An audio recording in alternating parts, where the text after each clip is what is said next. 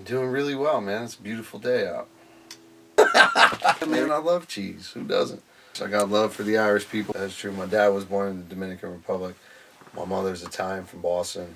We got a lot of good food around the holidays, so make sure y'all come by and get a plate. It's kind of a amalgamation of a couple of things, I feel. New parts of the band, i.e. C-Money and myself and Paul, were just being brought into the mix, and also maybe not yet brought into the mix. Okay, so that's first. There was different people with different influences coming in already. It started there. I do remember recently noticing how much funk music Kyle's been listening to. I noticed that very specifically. What with the cover of the Speedometers jam, it culminated with the Neville Brothers at Republic, and now we have Carl Denson with us all the time, which is, I mean, that guy is so damn funky. All of that combined, that's what it is. Every day is an incredibly humbling day with Carl Denson. The first time that I did have to do that, it was daunting. It was like it was a serious thing. To have somebody with the career that Carl Denson has had come and be the most kind and open person when it comes to sharing the music, it's an inspiration. He wrote up a bunch of stuff on like 6 or 7 tracks. He calls us up, we go over to his pad, we're hanging out, getting into his workspace and seeing how he works when he's at home. And he's real organized, man. He had like all these charts to tap into that skill while, you know, kind of seeing what he created and what he had in mind for the songs versus what me and C-Money had in mind. It was great, man. And the finished product ended up being an amalgamation of everything. It's everything all at once. Or sometimes not all at once, but put together in a very, very musical way. There was more time spent on thinking about the parts and what they should be and how much should be said or how little should be said. I mean, that's the thing. This isn't jazz, you know? This isn't jazz. So it has to be relevant. When you play it, it has to be relevant. It doesn't matter how fast or technical. It doesn't matter if it doesn't sound good at the end of the day, you know? What this facility enabled us to do was to be here all the time and have access to the music that we're making. Even if we weren't recording a record, we had recorded so much material already. And whenever you do that, it makes everything tighten up. You think about it more often, which causes rewrites. Rewrites aid to evolution, you know, and the music and the sound evolve with time. And that's why with this facility, we were able to have as much time as we needed. We all really started to pay attention to detail. And when you start to do that, you start to find things that you might not like or you might like more of.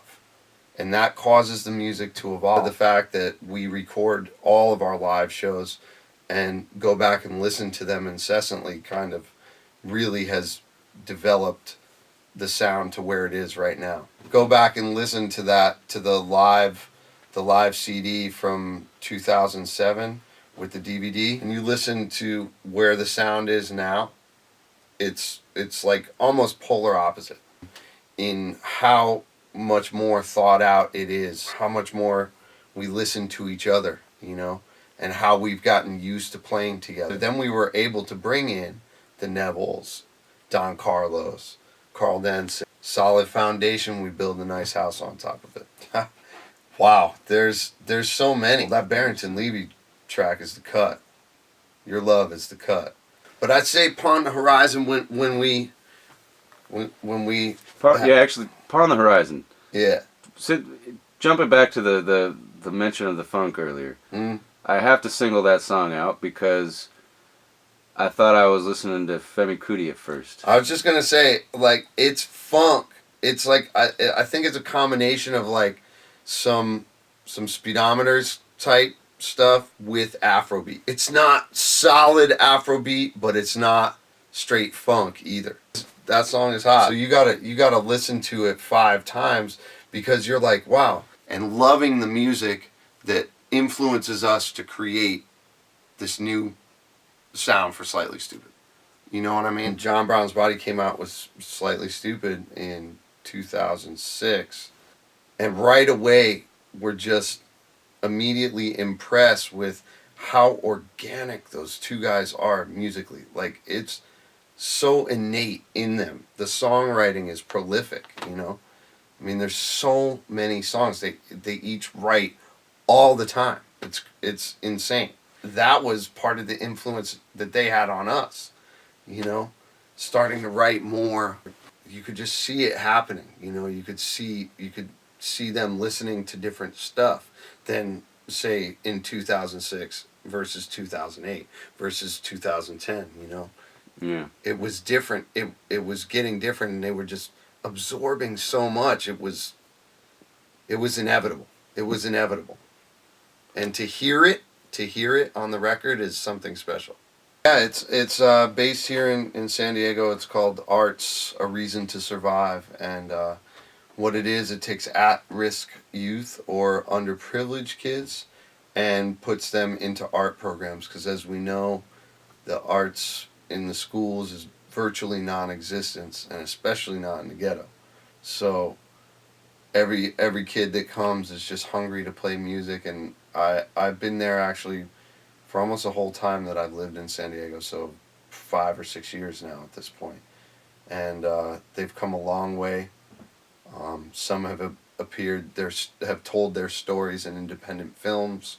I have great ensembles of kids that are becoming music teachers now themselves because of their time spent there. So it's very rewarding in another way to see these kids work so hard at something so positive. Peace.